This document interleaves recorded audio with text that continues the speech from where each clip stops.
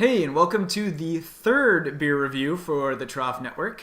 I'm one of your hosts, Eddie Dudek. With me is Neal Getling.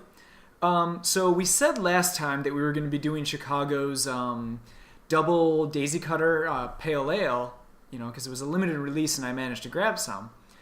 But we decided to go with something even more limited, and also something Chicago.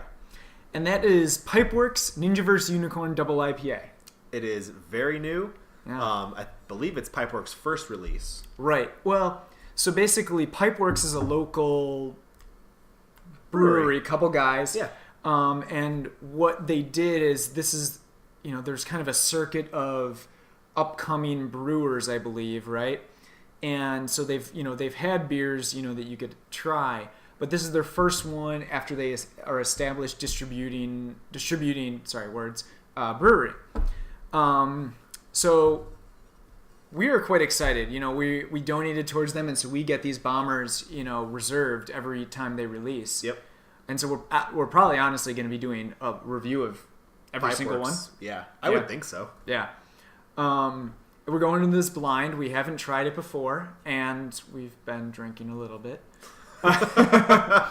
So, I think we should read the nice description on the back, so you guys get a little bit of an idea of what you're looking at here. Ninja vs. Unicorn celebrates the epic battle between two of the biggest hopheads of lore. Brewed with over 5 pounds of hops per barrel, this unfiltered double IPA is sure to please the most discerning hop lover.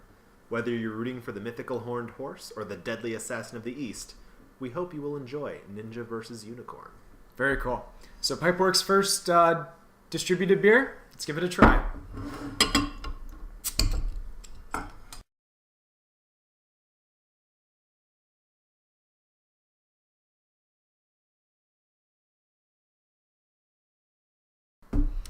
All right. Let's see how it goes. Cheers, Neal. I inhaled a little bit. This is the problem with doing them after you've had a few beers. That's good. Okay, so let's see. I'm going to start off with the the standard breakdown. The color is basically what I'd expect. It's a light orange color, not too opaque. Certainly nothing floating or hanging like a Hefeweiss. Kind of, the IPA color you'd expect. What do you got of the aroma, Neal? Very hoppy. Very hoppy. Yeah. And I will say this, it's in a good way. And the only reason I specify that I'll say it in that way is because I'm not a big IPA fan. That's true. But the aroma is very pleasant. And, I've already had my sip. I went a little bit ahead. No, that's fine. I thought it was excellent. It's very smooth. It doesn't focus too much on the hops, whereas that is the general bulk of the flavor. Yep. It's definitely a great beer. Yeah. So the aroma I'm getting is, I'm not too great at defining smells. It's certainly not my forte, but I'm getting citrus for sure, and almost like a piney. I get the pine. Yeah. Okay. I don't get a lot of citrus. Oh, see, I get citrus and pine. I get citrus in the taste, okay, but not in the scent for whatever reason. It's very good citrus. Now that you mention that, I kind of taste it in that weird jaw area of my mouth. So to me, but the pine is very good in the aroma, and it absolutely adds to the flavor. Absolutely, quite delicious smelling. I'm thinking that it's smoother than I expected. Certainly get a little bit of the bitter hopness, but not too much, especially for what I would consider a double IPA. Beer. Right? Yeah. And what surprises me about the double IPA moniker is usually when I hear about double imperial, the likes of those, you think about high alcohol content, right? And not to say that this is light on alcohol, but it's about 8.5%. Which is pretty low for a double IPA, absolutely. I know that some double pale ale, so when you cross from a double pale ale into an IPA and the likes of that, I'm not too sure. Double pale ales are usually about 8-9%, where double imperial Upwards, IPAs are usually 10 to 12%. Like Hop Slam, for example, I don't even think Hop Slam is a double IPA, and it's at least 10%. Yeah, I was gonna say 10.5. So yeah, it's actually lighter, and so you